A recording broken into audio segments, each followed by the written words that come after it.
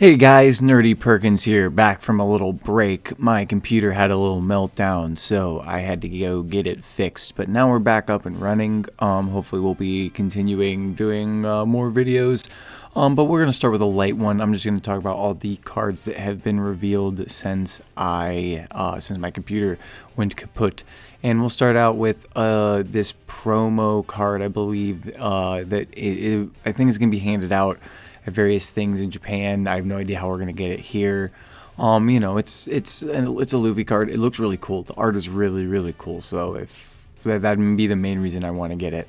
Power wise, I mean, it's kind of similar to the Zoro card you get in the base red starter set. It's a 3 cost, 3000 power. Then you add 2000 Dawn, and on your turn you gain 2000 power.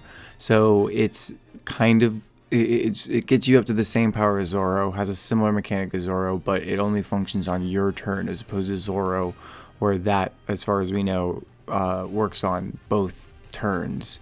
So this Luffy would still be 3000 power on the opponent's turn.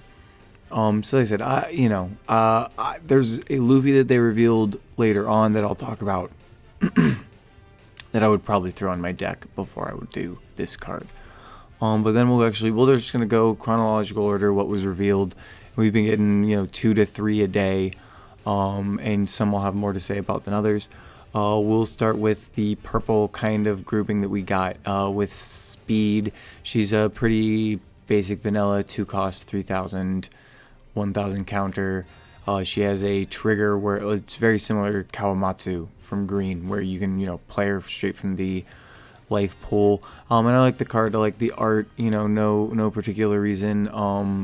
This is a cool looking card, and I like the Tama design too. I think it's all looking very cool, very nice, and it plays well with what we see next, which is a artificial devil fruit smile. And this is very similar to the Return to Sabaody card we got and the blue card that we got. You basically get to look at the top 5, grab a smile card character if it's one there who's 3 cost or less, and you can just play it. That's cool. Place the remaining cards at the bottom of the deck in any order. So I'm not a huge fan of these. I mean, you can obviously get it. It's good if you're just trying to get a creature out really quick and you have a decent amount of smile fruit. But if you don't have any of those, or if you don't get what you need, you're just going to end up throwing it in. It's probably more useful with its trigger effect, just being able to just maybe get something out quickly. And we have Holdem, who plays along with this. He's a 3 cost, so you'll be able to pull him out with that card. And his whole shtick is Dawn Ramp. He can KO people, and you get a Dawn from your Dawn deck rested. So it's basically like an Onigashima that you can get by attacking, which is pretty useful. And I love this card. This is probably one of my favorites we've seen so far. You can very clearly see a Holdem punching his his lion belt, but then you can also see the lion belt getting retaliation, punching him in his groin. And if you're familiar with this series, you'll get it, and it's quite fun. I like it. Next, we have another smile fruit, and this is a certain character, Kamazo the Manslayer. I won't say too much more about him, but he's very cool. And we might have seen him before, maybe a little bit. But anyway, he has a non-KO effect as well. You subtract a Dawn if you want to use the ability, and you KO another character on another of the opponent's characters with a cost of 5 or less, which is really good. It's basically a who's who. It can nuke. It can get a card higher than who's who or King. But obviously it's a little harder. You have to do a KO, so it's a trigger, but it's not an on play, so you can keep using it as long as you keep them on the board. So it's a threat. It's I'm liking the card. It's very useful. Gonna be fun. Gonna be good purple. And this and then the next card we see is what's leading me to think I think we'll get a green purple. I think it'll lend well, mostly because we're gonna get a lot of purple. I think we'll get some purple samurai. I think we'll get some green samurai, and I think they'll work well together in a nice green purple deck. So then we have Killer. Who knows why they would pair these two up? It's a mystery.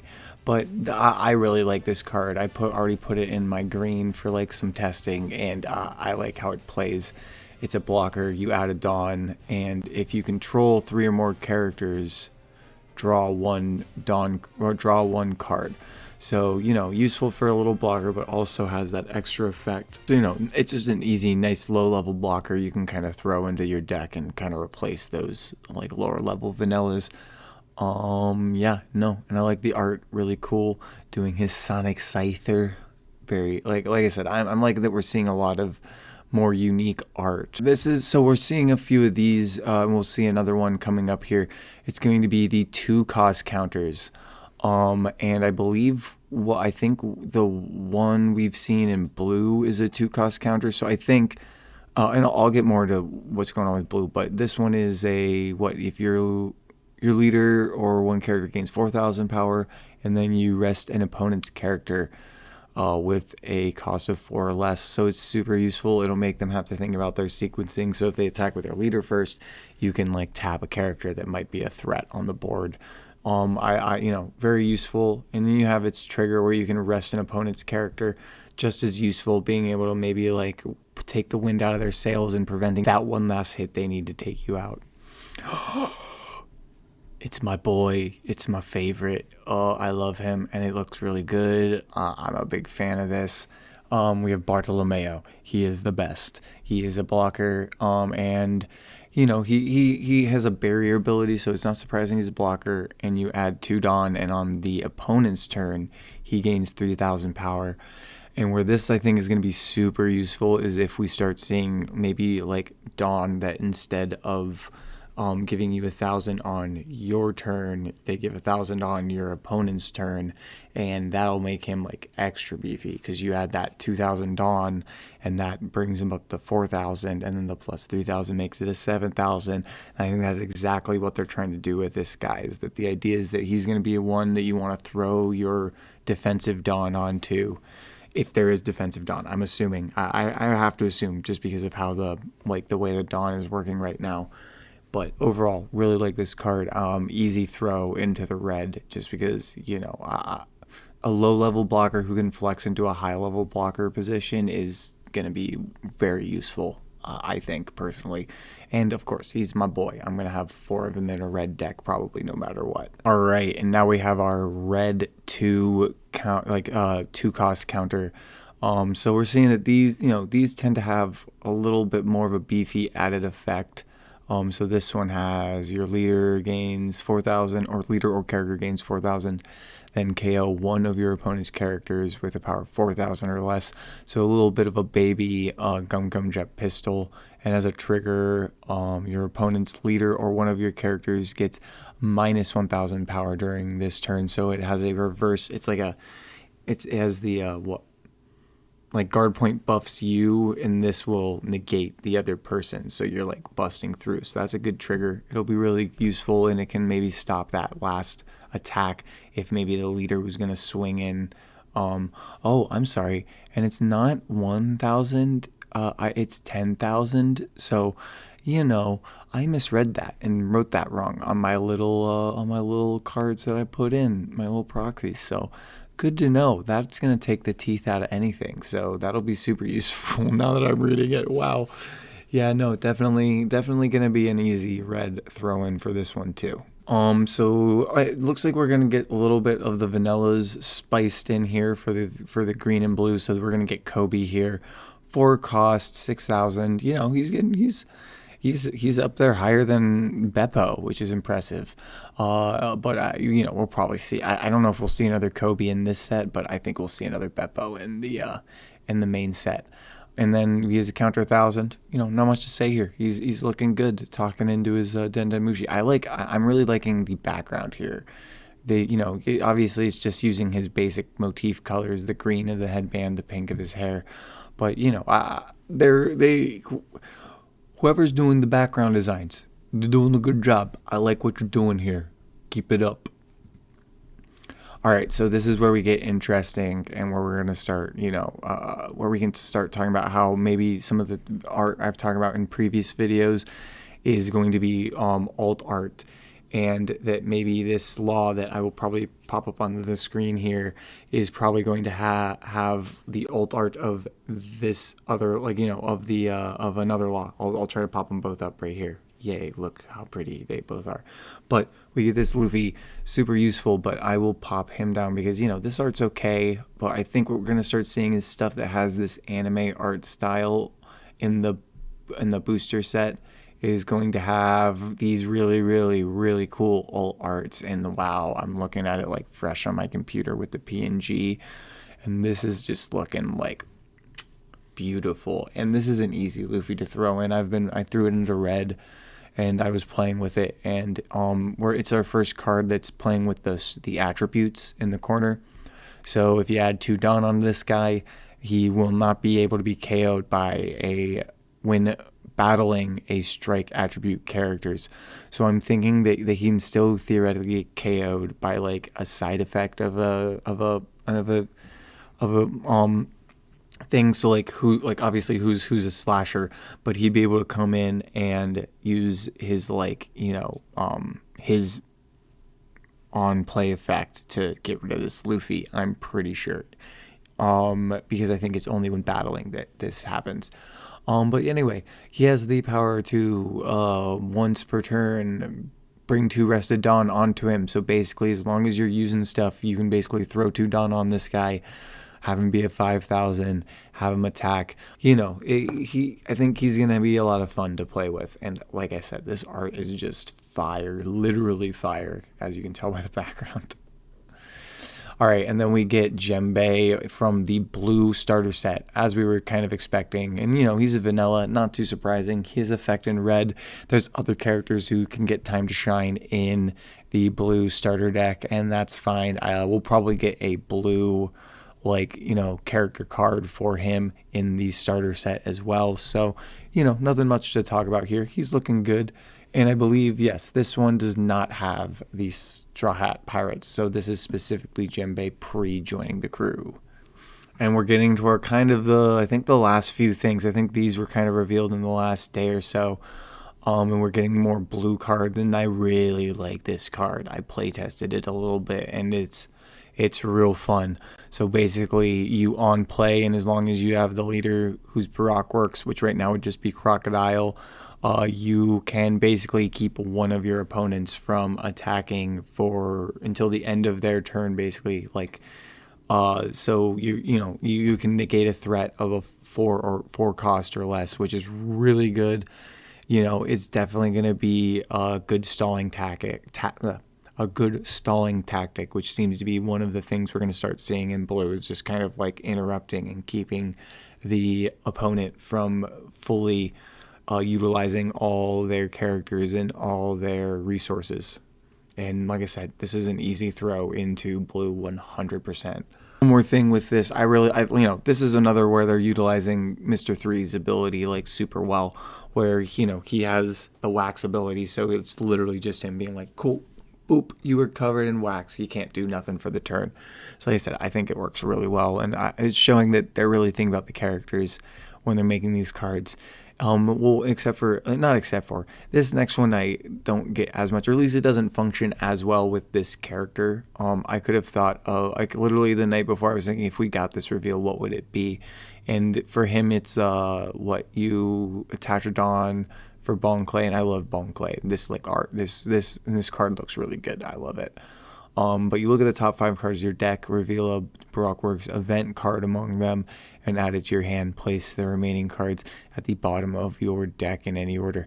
So the thing, so if we start seeing something in this deck or something in general that maybe makes it so you can do something at the bottom of your deck, or lets you shuffle up with this deck, I think that'll be something that we kind of need for blue, is just being able to kind of shuffle up the things you're going to be throwing down at the bottom of your deck, because this is and this is useful. This is basically the Baroque Works event card, but instead you just are able to pull out events. So I think you're going to find use. I'm just not a huge fan of throwing the cards at the bottom, because you never know that's in those 5 cards, and if it's something useful, it's just getting tossed at the bottom of your deck. But The other thing I like is I don't, it's a cool card, but it doesn't really do much to like how his character works. Mostly, yeah, I was imagining his maybe being something like, maybe he could have like take a character card from the graveyard of the opponent and like put it on top of himself. Like if you like spend a certain amount of Dawn or something like that, like maybe I'd be a low cost and like be able to do maybe maybe I'd be 2 cost and then have him be able to put up to a 4 cost. So, but like I said, this is totally fine though. I just could have seen something that utilizes his ability to kind of copy people a bit more. But maybe we'll see something more similar like that with Doflamingo, as I've been kind of thinking. I think this is the most. Oh no, there's one more. And this is in the starter deck. And this is a Sables. So, and this is where I'll kind of talk about the last thing, but I'll talk about the card first. It's a 4 cost. Return 1 character with 7 costs or less to its owner's hand. This is basically a lower cost Crocodile without obviously being able to play the character. You're basically just bopping someone off. And, as I've kind of noticed with Doflamingo, if I said Crocodile, I meant Doflamingo. Though I guess Crocodile has a similar ability. But these are really useful because obviously it's useful going against your opponent, but it's like not specified to opponent. You can do it to yourself, so you can theoretically pull that Mr. 3 up off your play field, and then you're gonna be able to play it again. And I did that in a little play test, and it was like a really cool play because even if you aren't drawing another Mr. 3, you can pull him up and then use his ability again and freeze another character, and it's super useful, especially if you can get it off a couple times in a turn. One thing that was pointed out to me on the Discord was if you look at the numbers in the corner for these, obviously this one is 15, but one of the other blue starter cards we've seen is 17. So it seems like blue at least may not have a stage card. I don't know if it'll be the same with green, but it wouldn't surprise me if green has one because the characters have a place that is more unified compared to the warlords where they don't have a specific place. So we'll probably see a blue stage in the starter set, but it seems very unlikely we'll see a blue stage in the starter deck for blue, which is fine. I think the idea is with it, you're going to have these kind of a bunch of these effects that are going to be more useful. So it's going to have a more wide range of what kind of effects you'll see throughout the game, as opposed to the like red and purple starter deck where they just kind of have a counter, and then a couple other basic cards, and then the stage. So like I said, that's about all I have for today. This is probably a little longer than what I'll usually do. All right, here's a quick cut in because I was editing late enough that we had another card reveal, and it is Mr. 1, aka Daz Bones. And this is a pretty neat card. It's going to be coming in the base set. And its effect, I'm getting the translation here thanks to Helmsman Helio, who's been doing a ton of awesome translations for the reveals as they come out on the One Piece Discord, on the One Piece trading card game Discord, I should say. And this guy is pretty beefy. You add a Dawn to him, and on your turn, if your leader is a Baroque Works type character, so basically Crocodile at the moment, for every 2 event cards you have in your trash, he gains an additional 2,000 power. Or no, he gains an additional 1,000. So he gains 1,000 power for every 2 events in your trash. So like he's gonna be really early game not as powerful, late game super powerful, super useful. And I'm liking the art on this. Very cool. Not as much going on, but honestly, I don't need a ton. It looks, I like the line work. I like the design, and it's gonna be a really nice card. Anyway, back to the end of the video. But yeah, like I said, I apologize that I've been gone for a hot minute. As I said, I had to get my computer back up and running. Should be good to go here, and yeah, we're gonna be set to keep bringing you more content. I appreciate everyone that's been watching the versus video that I put up Luckily I was able to get that out before my computer crashed, and it's been getting some attention, so that's been nice to see. And yeah, if you like to see more stuff like this, more of me talking about One Piece, the One Piece trading card game, and just anime manga stuff in general, like, subscribe, and yeah, it's good to be back and recording more stuff. See you guys later.